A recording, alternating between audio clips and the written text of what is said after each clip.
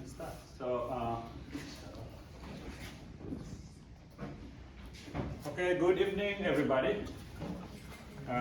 Thank you for coming.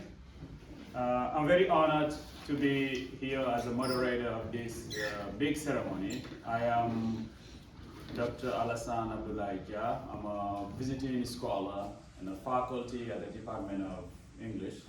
And that's my first time at Western Washington University, my first time the West Coast. I think that's one of my best experiences in the US.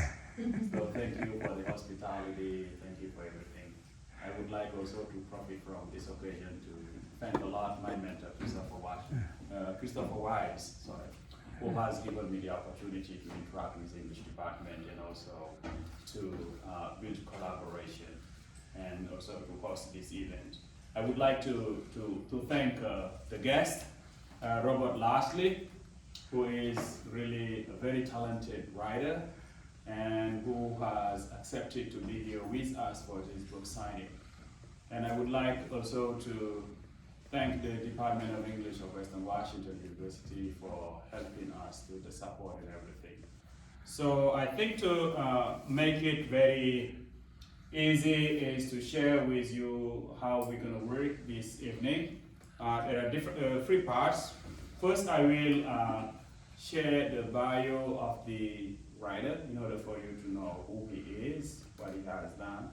And second, briefly talk about the book itself. Just a short summary of the book because we will have time to come back on that. And then third, as a critic, to give my literary review very briefly of what the novel is. It helps you at least as an audience to have a gist of what the novel is. All right, so thank you for your attention. So I start with the first thing is about the author, who is Robert Lashley. Robert Lashley was 2016 Jackie Straw Fellow, Artist Trust Fellow, and a nominee for the Stranger Genius Award. His books include Green River Valley, published by Blue Cactus Press in 2021. Up South, published by Small Doggies Press in 2017. And The Homeboy Song, published by Small Doggies Press again in 2014. His poetry has appeared in the Seattle Review of Books, Poetry Northwest Magazine, and the Cascadia Review, among others. In 2019, Entropy Magazine named The Homeboy Song one of the 25 essential books to come out of Seattle. And last is I Never Dreamed You Would Live in Summer, which is his first novel. And this is published this year. About this book, it is published in 2023 and set in the neighborhood of Tacoma in Western Washington. I Never Dreamed You Would Live in Summer is an epistolary novel telling the story of a young black student navigating campus politics, community tensions, in his own guilt over his past life as a drug runner. He finds space for atonement working at a beauty salon, but as scandal erupts, fate takes a haunting, complex turn that encompasses radical politics, sexism, and racism. Contrasting campus attire with an ode to the working class culture of black beauty shop, I Never Dreamed You Would Live in Summer presents a complex parable on the question of grace. Who needs it? Who is scared of it? Who runs from it? And who struggles to accept it? Drawing from Native Song, The Stranger, and The Sorrow of Young Weather, I Never Dreamed You Would Live in Summer is a protest novel that breaks every rule of protest novel and is a ferocious, irreverent, yet compassionate read.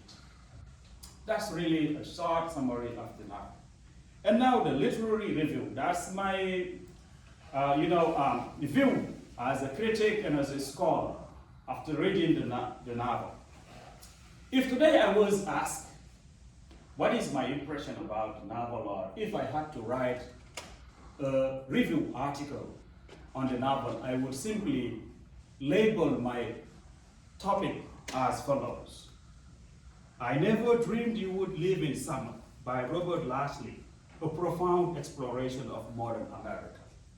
And why should I say that, or why have I chosen that topic? Because even though Robert Lashley's I Never Dreamed You Would Live in Summer is set in the neighborhood of Tacoma, Western Washington, it offers a broad picture of the United States and a striking and poignant perspective on contemporary America, employing the epistolary form to deliver a thought-provoking and emotionally thrilling narrative. It is to me a microcosmic representation of present-day United States of America, which makes the novel undeniably a protest novel, delving into the heart of societal issues that continue to shape the modern American landscape. Among these, one can mention race issues, police brutality, gun violence, sexism, African American civil rights, and so on and so forth. Lashley skillfully weaves these themes into a captivating narrative, and his profound storytelling is a testament to his literary prowess. One of the most compelling aspects of the novel is the author's sophisticated use of the epistolary form. The art of storytelling through letters and personal correspondences creates an engaging and immersive reading experience. The reader is invited into the private lives and thoughts of the characters, making the unfolding events all the more personal. This narrative strategy not only allows for a deeper exploration of the characters' inner world, but also adds a layer of authenticity to the narrative. Robert Lashley's connection to the literary tradition of African American writers is evident throughout the novel. The echoes of luminaries such as James Baldwin, Richard Wright, Toni Morrison, Maya Angelou, Amiri Baraka, F. Scott Fitzgerald reverberate within the pages, which celebrates the rich heritage of African American literature.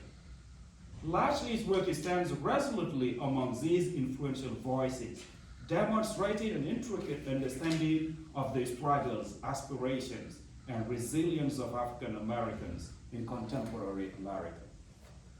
The issue addressed in I Never Dreamed You Would Live in Summer are as relevant, as pressing as ever, because they all relate to the struggle for African American civil rights, a long-lasting battle for social justice, recognition, and integration. Lashley's narrative explores racial tensions, systemic injustice, and racial profiling. A telling example is the evocation of the killing of George Floyd in the novel, which is also allegorically captured in another representation victim of another killing of Manuel Ellis by the police department of Tacoma. The reader, whether implied or not, can easily sense the novel's strong call for action. It is imbued with verisimilitude. The protagonist's life, Albert, also showcases some issues that still continue to affect the life of African Americans. Even university, which is supposed to be a place for enlightenment and freedom, seems to be a gloomy one for the hero, as a role of some scholars and stakeholders like Dr. Everett, who is a character in the novel, sounds ambiguous and himself falls into the trap of ethics and morality. The novel mirrors a society is still grappling with the consequences of its history and persistent inequalities that linger.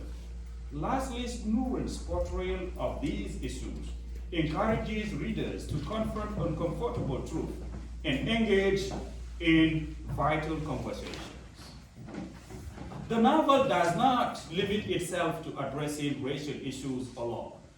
It also delves into the complex dynamics of contemporary America. It highlights the pervasiveness of gun violence, the brutality of law enforcement, and the ongoing battle against sexism. These issues are portrayed with sensitivity, ensuring that the reader is emotionally invested in the character's experience, which makes the novel all the more powerful. I Never Dreamed You Would Live in Summer stands as a testament to Robert Lashley's prowess as a writer and a keen observer of society. The novel invites readers to explore the depth of human emotions, the complexities of relationship, and the broader issues that shape our world. It is an eloquent and protest novel that does more than just protest. It challenges, provokes thought, and ultimately inspires change. Lashley's evocative prose and the rich tradition of African American literature are woven together to create a literary masterpiece that will probably leave a lasting impact on its readers. This is a novel that cannot be ignored, and it will undoubtedly become a significant part of the African American literary canon. Thank you for your attention. So please give a round of applause and to the writer. Congratulations once again, Robert Lashley. Maybe I will give you just a minute to say something to the audience, and then we will move to the conversations. I have 4 questions to ask you, and to have more interaction, and they will listen more from you, and then I will leave the floor to the audience. I want to thank you, Professor. Thank you for your words about my words. I'm very touched and very moved by them. I want to thank each and every one of you for coming. Each and every one of you for coming through this icy rain. And each and every one of you coming for the sort of the complex little thought instigators that are in this book, and that I want to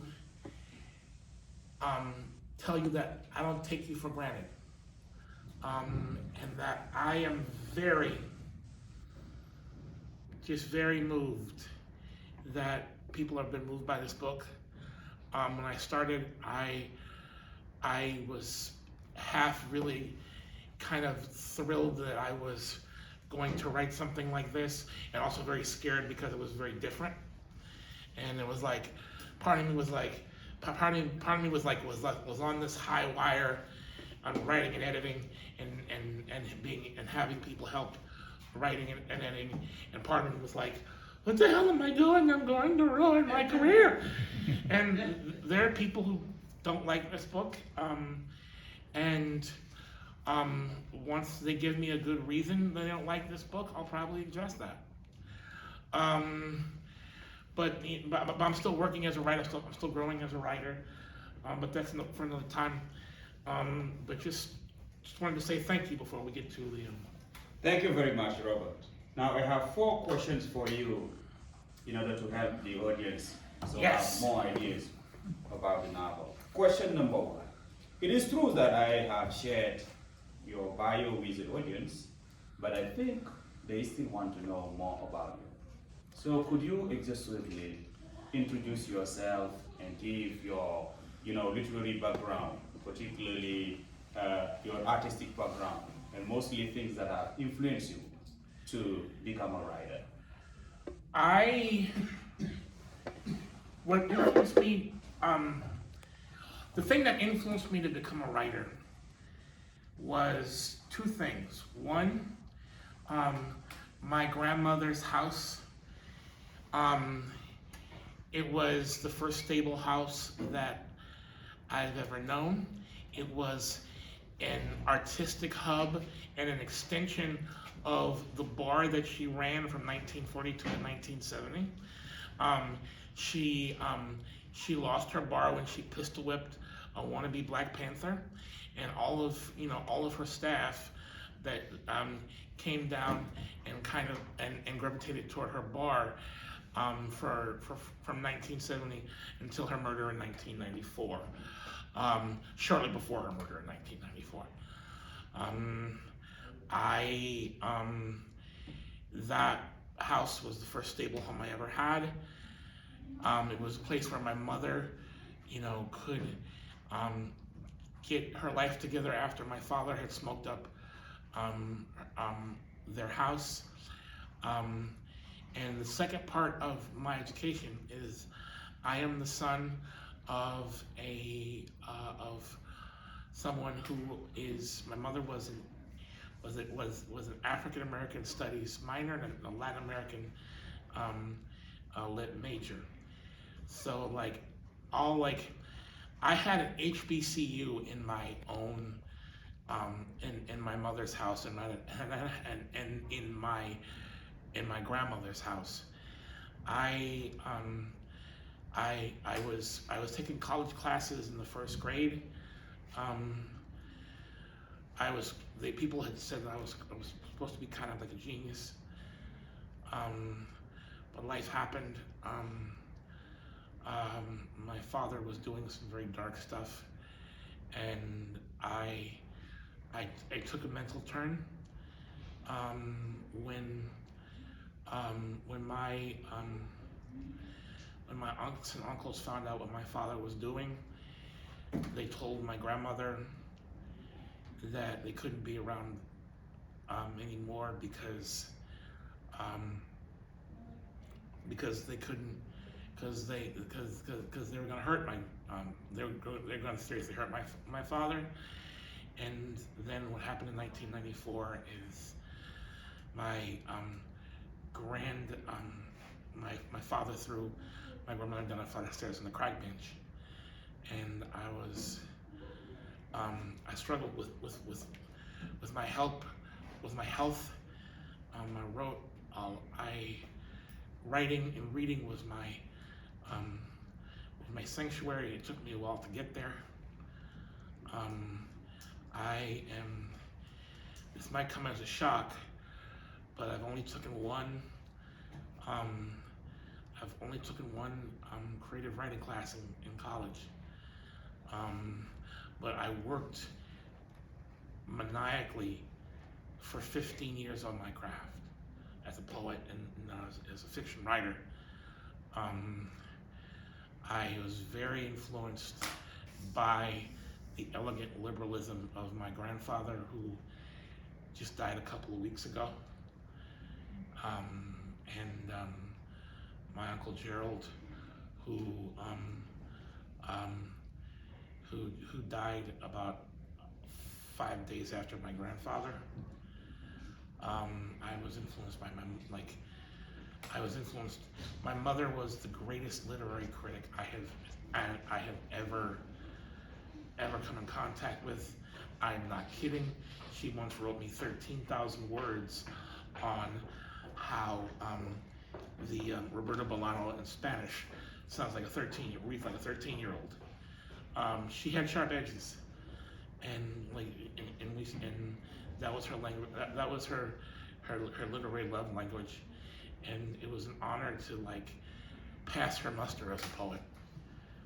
She read me so many books, and toward the end of her life, I had we'd take these long drives. She had been with me when I was a troubled kid, and now I was a touring poet and a touring artist, and getting this national recognition, doing the thing that she loved, so she kind of lived through me vicariously.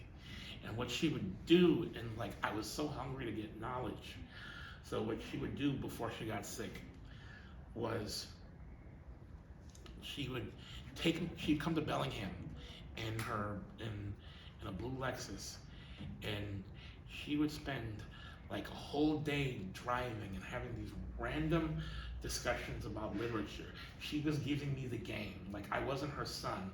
I was a young writer that was tending the store that she loved. And it was the discipline that she taught me, and the discipline that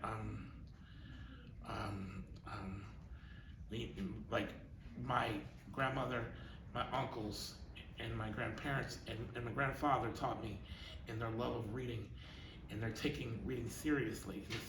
My last thing that I will say to that is I made a pivot. When I started in spoken word. but it didn't kind of feed me. Like, and like spoken word, it had its clicks, and it didn't understand aspects, and I had become yesterday's news, and there are 3 places that took me in as a writer. My aunt Helen's DIY beauty salon on 13th and Sprague. My aunt Layla's DIY sewing circle on 28th and L Street, and my aunt Virginia Lee Jocum's DIY beauty salon on 41st and McKinley. They were my master's program. They were all populated, almost all by working class African American women and gay men that had been close reading African American literature for 60 years. Like, you talk about, like, not you, but people talk about like legacy magazines, and sometimes magazines that need help to quote unquote be sustainable. One of the most profitable literary magazines in the history of American literature was the Ebony Book Club and the Essex Book Club, and this was the history that they taught me, and they would give me stringent rules. They said that you will not bother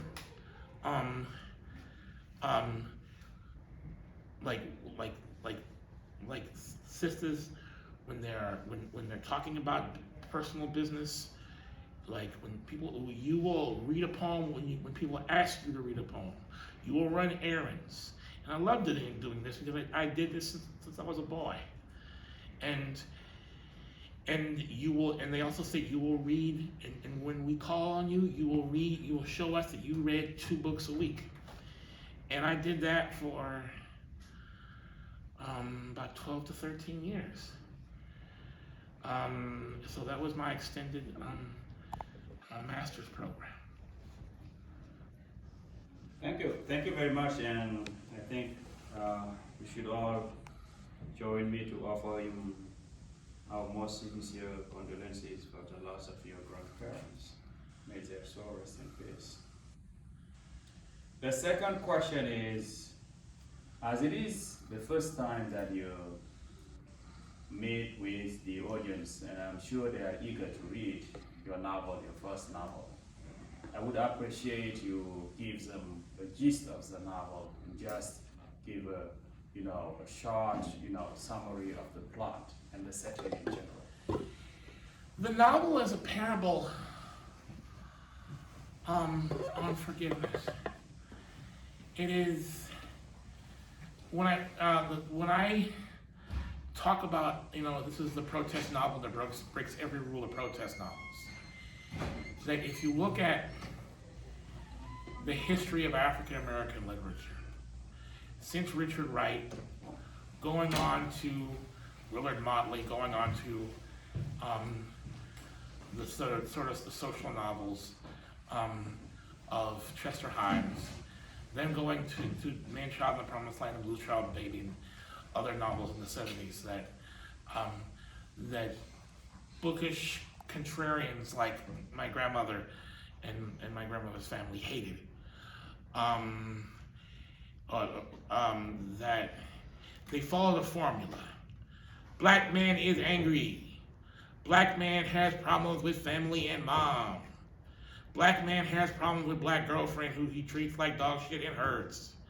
Black man has binary relationship with white women and is dysfunctional and either hurts white women or they get together because she is quote unquote Madonna. Not Madonna, but you understand the binary. And then at the end, black man wins. That has an effect that I understand the sort of cauterizing therapeutic effect for straight men that can work on. But it becomes a sort of it becomes a sort of burden, because it restricts the language. It first restricts the language that black men can do to express themselves. The black men can express themselves without getting hurt by other black men. And the second thing is that it doesn't ring honest. And I wanted to write a story about a troubled brother that was honest in the society that we're in right now. And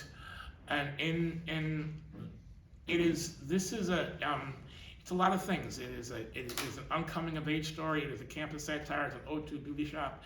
But it's an idea of, it's a parable on who needs forgiveness, and what forgiveness, and who can accept it.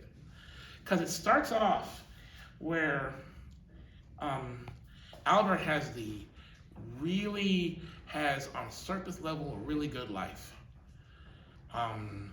His aunt had helped him when he was in juvenile hall, and he got commended for his grades. And his aunt takes him into his family, and takes him into a family of a professor who likes to make internet videos about how angry he is and how disillusioned he is and how hard it is to be a black man. And he kind of co-opts the work that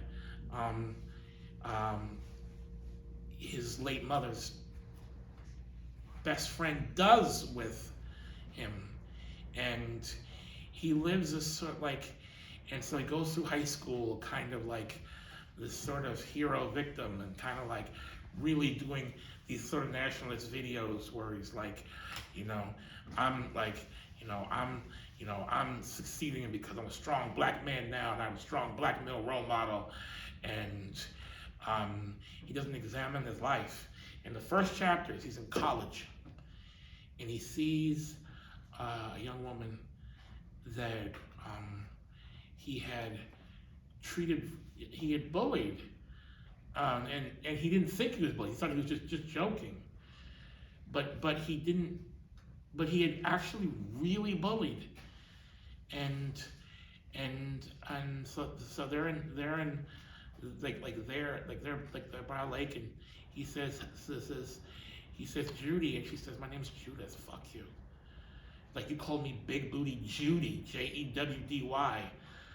I was just playing. It's like, no, that fucking hurt me.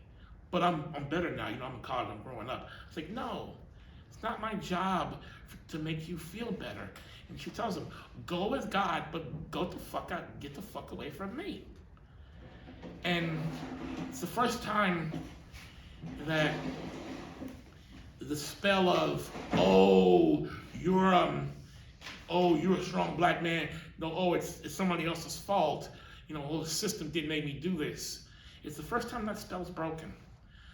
It's the first time he sees that human fallibility, and he breaks.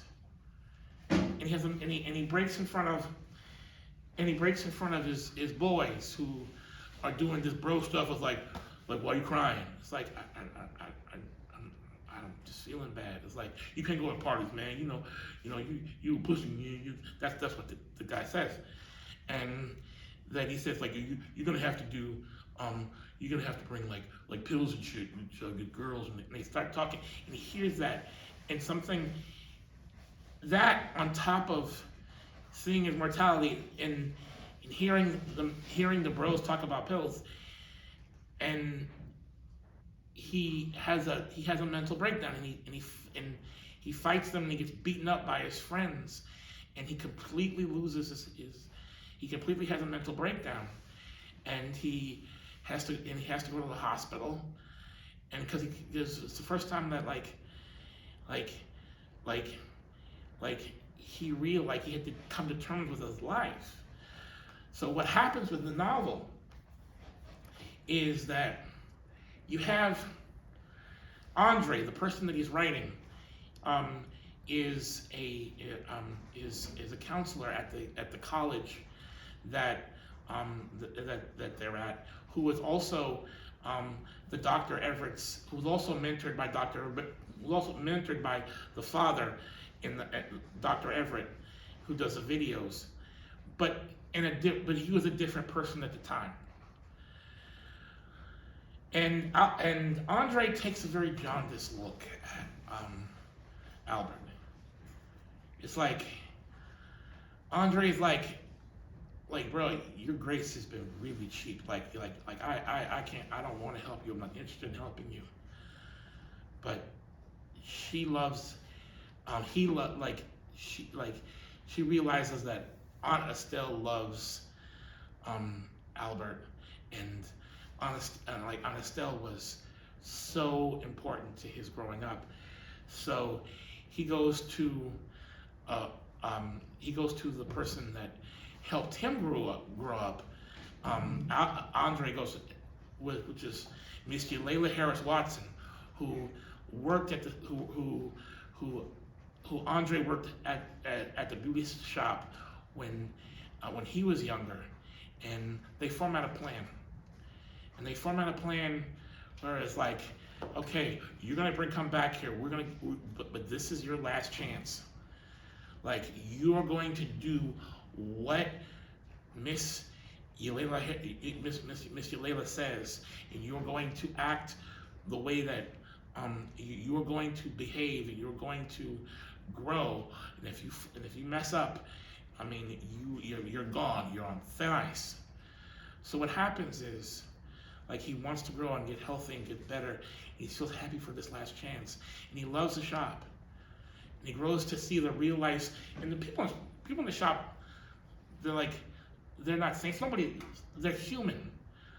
But that human interaction, that kind of everyday life, becomes more appealing than the quote unquote, oppressed black man professor who's just ranting at white people, whose whole life is just anger. And it becomes worse and worse and worse until the professor beats up Aunt Estelle. And Aunt Estelle, was his late mother's best friend. And it's like, so he moves. So they go to Mr. Layla's, and Mr. Layla says, in order to salvage this, I'll have him live in the basement while he goes to school. And he gives, the professor gives a half apology. And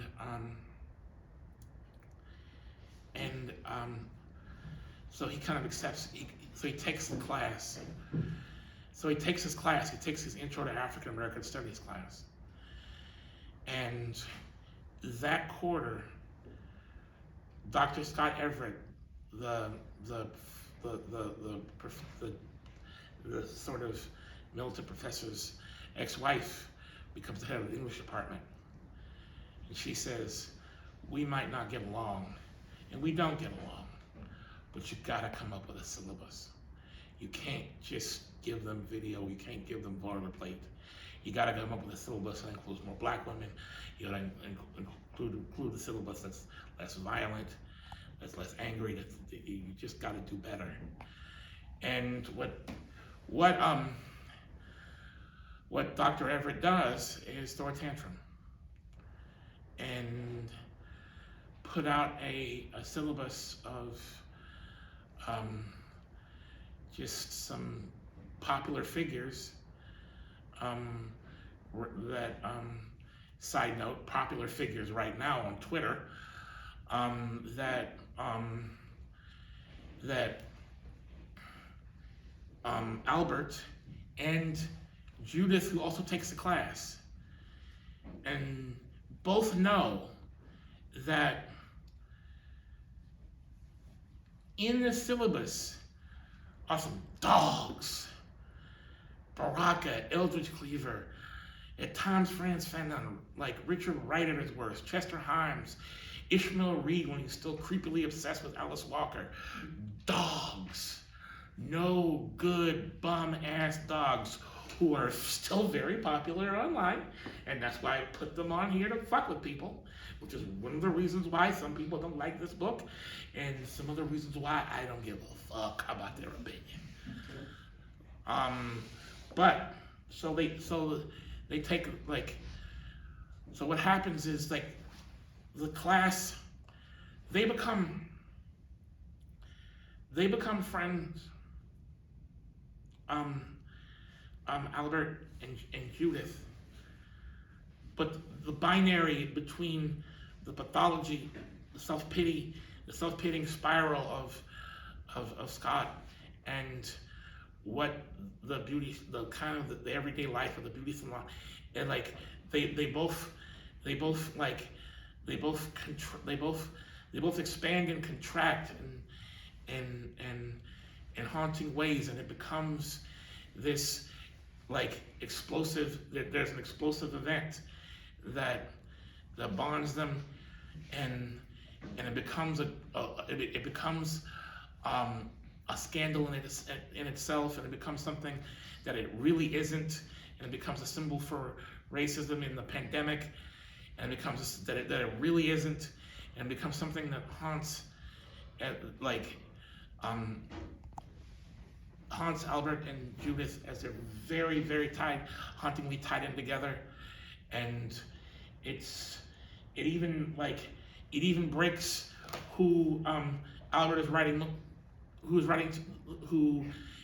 Albert's writing to, like Andre. He even collapses and quits being a professor. So it is this. There are many things in this, and the idea of and in the end you have Albert just haunted on the idea that he might have started this. That if it wasn't for him, this wouldn't happen. And you have these people who need to be forgiven, and some people who don't understand that they need to say that they're sorry. And it's a complex parable on the idea of grace, and it's a complex parable on the way we live now on the internet. And there's some people who I just like, where there's an argument that Albert has with the doctor, where Albert just like screams the books that people should be reading about what really happened with the Black Panthers, and what really happened with Black nationalism, and what really happened, and this kind of like, and where Albert just says, I ain't shit, but neither are you. If you believe this, if you believe, some of that shit, dog, bomb ass shit that came from Norbridge Cleaver, raping white women for a political act and raping black women for practice, fuck that. And I mean like, and when like some of Amiri Baraka's poems about Jewish women, and I mean like, and that was the biggest difference between. Side note, that was the biggest difference between me in black neighborhoods with black readership and me as a public poet.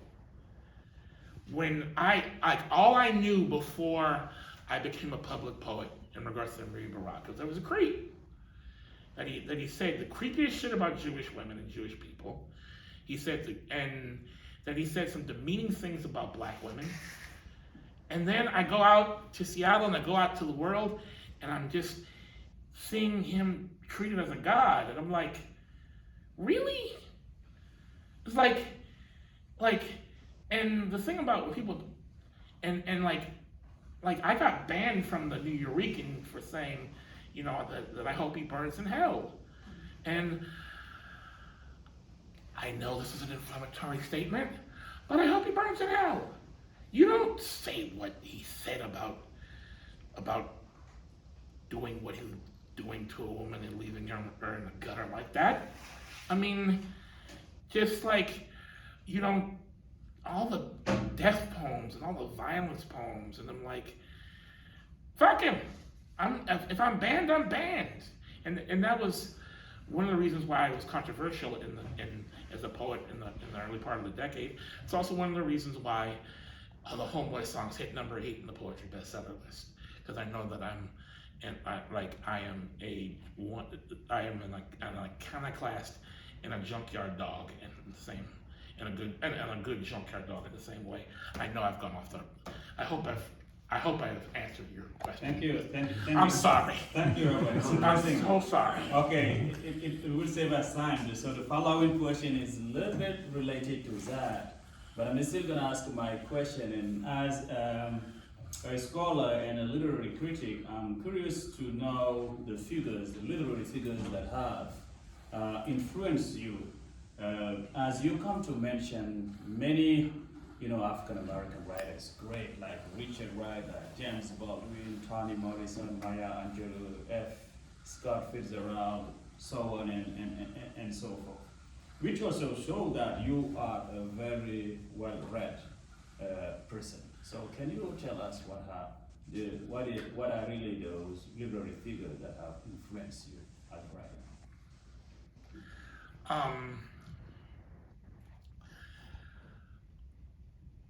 I would say the elegant, old school Black conservatism of Ralph Ellison, Zora Neale Hurston, and Albert Murray. I would say the grace and beauty and humanism and universalism of James Baldwin. I would say the syntactical gifts of someone like Gail Jones, who could talk about haunting things in such a beautiful prose that's also dialect. I would say also scholars like Barbara Smith. I would also say Toni Morrison was meant so much and was so personal to me because my mother, she was my mother's favorite writer. Kind of the Cordelia to Faulkner's King Lear. I would say that in the honored guest, those are the African American writers that influenced me the most. Thank you. Okay, so the last but not the least question is, what are the lessons that current generations of young Americans, particularly students and African Americans, should learn from I never dreamed you would live in summer? That's my last question. My favorite line from E.M. Forrester's in Howard's End, where the preacher is in the pulpit. She says, "Only connect." Like the idea of just try to reach each other, try to see what is we have more in common, what we have in common, what we don't have in common in a very fraught age. The last conversation I had with my grandfather, I told him that this isn't the fight that we deserve, this isn't the fight that we want, this isn't the fight that we like, this isn't the fight that we need, but this is the fight that we have to fight. And we have to find ways to carry carry the flag of humanism and carry the flag of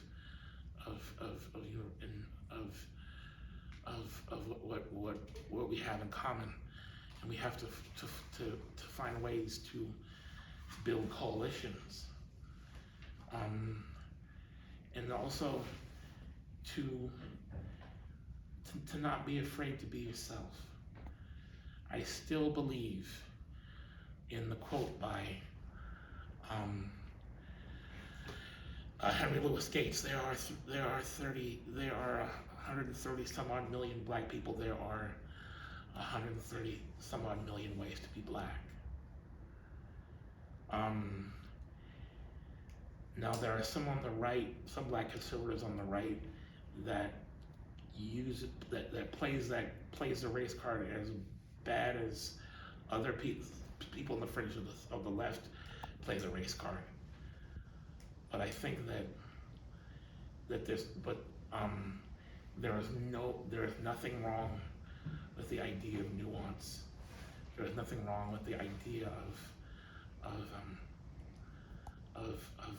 complexity, and that Albert Camus said something very very beautiful when he said, "If I belong to a party, I belong to the party of people who don't know if they're right all the time." I hope that answers your question a little more succinct than the second one. I'm so sorry.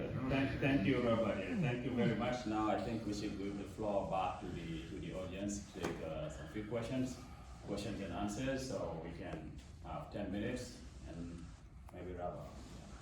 Thank you. Yes. Yes. Please introduce yourself. My name is Julian. I'm in Professor Wise's literature class. And I wanted to ask kind of more of a broad question about your creative process as a writer. How do you navigate like writer's block or inspiration, and especially when you're dealing with heavy subject matter? Like, how do you mentally like kind of? I try to be good to myself, and I try to follow what my head is at in a poetic line. If I'm typing and I'm free writing and something seems poetic, I'll follow it in poetry. If something says prose, I'll follow it in the prose. But I try my best to be good to myself, work in 40 to 20 minute increments, work every day, have music, have some good tea, not beat myself up too much. I hope that answers your question. Yeah, thank you. Thank you. Any more questions? Feel free, the audience is. Feel free. Now it's time for you to ask questions. Yes. Marina? Yes. Yeah. Marina, you mentioned that you only took one creative writing class in college, and also asking since this book takes place on a college campus, and I was wondering what classes did you take in college, and what was your college experience like, and how did it influence the book? I had two college experiences. My first college experience was I took conventional classes. I took my electives, but I also took a lot of drugs and alcohol. And I had to come back in 1998. My second experience was I was going to be a writer, and I had taken some English classes. I had taken some literature classes. I think when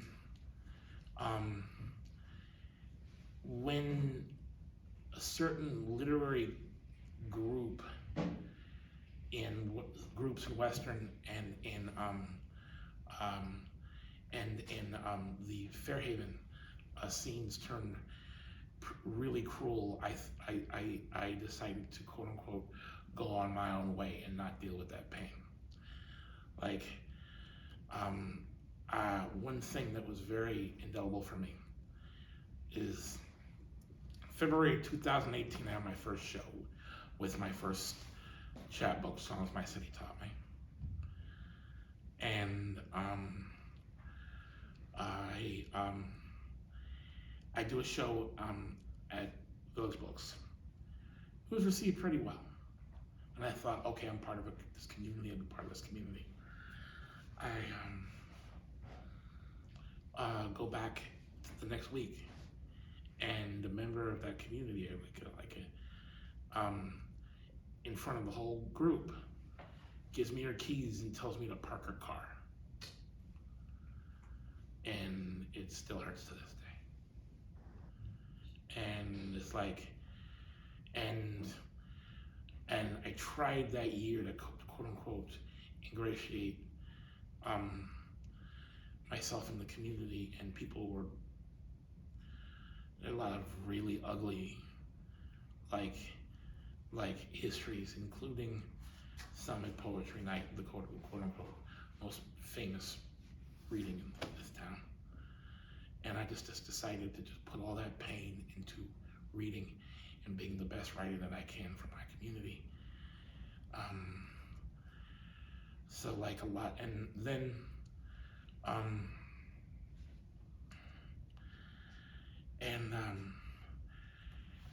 well, a lot of the college stuff that I draw on from here is also drawn on like some internet things where that same year the Seattle Poetry Slam called me to be banned from reading at UW Tacoma because I wasn't black enough. I got called like almost every year for about 7 straight years. There'd be a figure, you know, complaining that, you know, that my politics weren't the right politics. And to the point where, I mean, as early as like 2020, when Africatown in Seattle called me to be banned from reading at in Black Seattle because I thought Bill Cosby was guilty. So a lot of the politics that I imagine here, reading it now is me processing the pain of just like telling so many people that I'm not in Uncle Tom. I hope that answers your question. I've been really discursive and I feel bad about that. I'm sorry. Thank you. Yes, sir. Yes, next, yes, Mark, yeah. Hi, I'm Mark Greenberg. I work over in the Institute for Global Engagement. Thanks for really an extraordinary, really moving talk.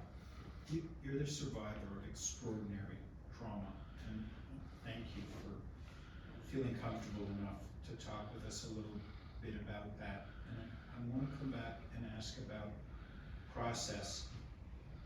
How much of your writing is working through that trauma? And do you see yourself in your characters or in a character in particular that really helps you emotionally in moving forward in positive ways in your life? When I edit, yes. Like when I first got these characters out, like I had to get them completely away from me. But like editing them, like I see, like specifically in Andre, who writes the last 2 letters in this novel, he breaks the spell of people in this novel spiraling because of being scared of forgiveness and being haunted by forgiveness by going back to the beauty salon and saying, I don't know what I was doing with Scott Everett. I don't know what's going on with Scott Everett. I'm trying to start out my life. Like he's the one that breaks the spell and just like asks for forgiveness and offer and tries to offer forgiveness to Albert during the duration of this novel. I hope that answers your question. Thank you. One more question from the audience? Yes? I wanted to ask, like, you kind of touched on it a little bit more. My name's Danny, by the way. Hi, Danny. But what would you say, what was like the most challenging thing of either getting your name out there or the first kind of publishings? What kind of challenges you faced in that? In publishing or outside of publishing? Either. In publishing was to try to ingratiate, that first year was try to ingratiate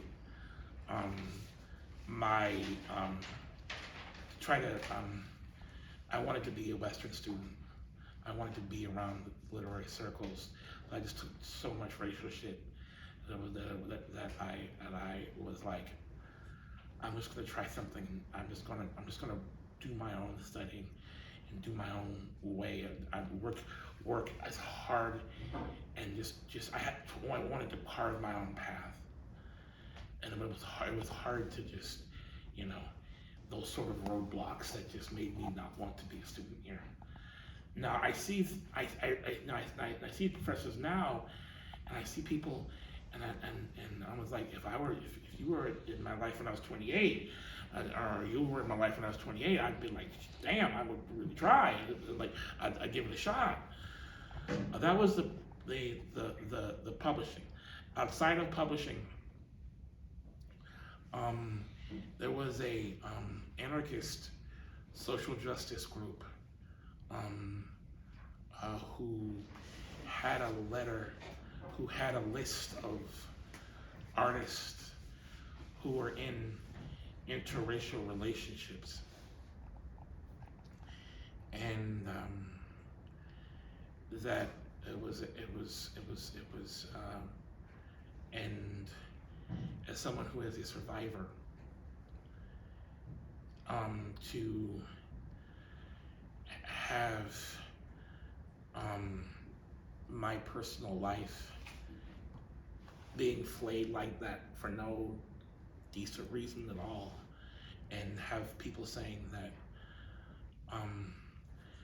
that I was only successful because I had relationships with white women, and it was, I can't tell you, I'm still processing that pain.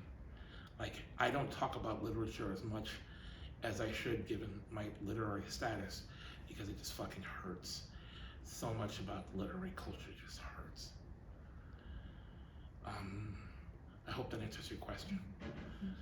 Thank you. Another question? Yes, go on. I don't know what we were doing on time. Go on. I just wanted to ask where we could get your book. What? Good question, because yes, it's right up there. Yes, after we wrap up, you know. Oh, okay. Yes, there are it's some immersive copies press. available here. Yes, okay.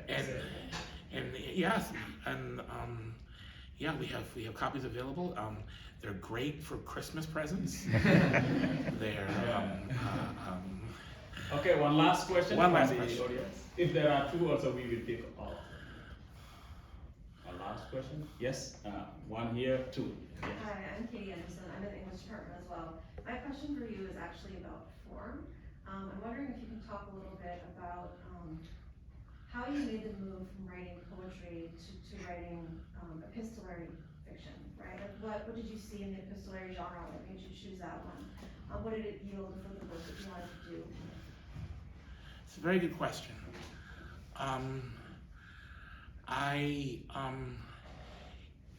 It like, you know, when you get that moment where a structure glues in and it allows characters to talk, and it allows you to get a basic, it allows you to tell the core of their story. And I knew that I couldn't write this as a sort of a Ralph Ellison kind of like, you know, and this happened, and this happened, and this happened. It had to be, Ralph Ellison wrote it better than anybody else. I mean, just like it's done. That novel, you know, that uncoming of age story, that's done. But to answer your that I knew that it had to be in the moment, and I kept going to the idea of, you know, seeing, you know, the changes of Albert's moods and the changings of these characters, and how I could write it, and how I could write the change of these characters, and how I could specifically write the change of these characters in specifically what the book doesn't say as much as it does.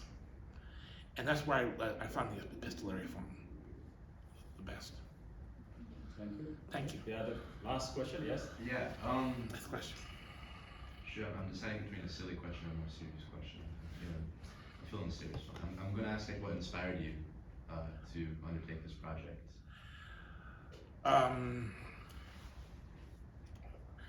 All my aunts died, and my last aunt died on the same week that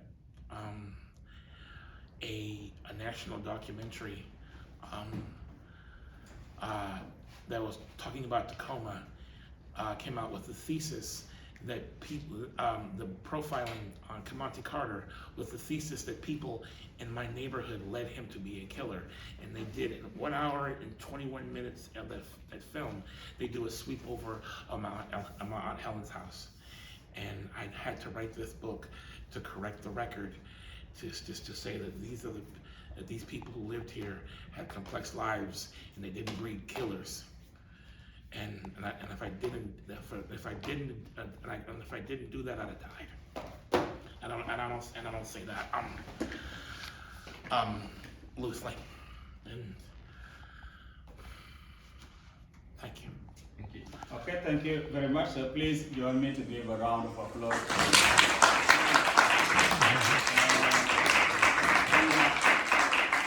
Congratulations.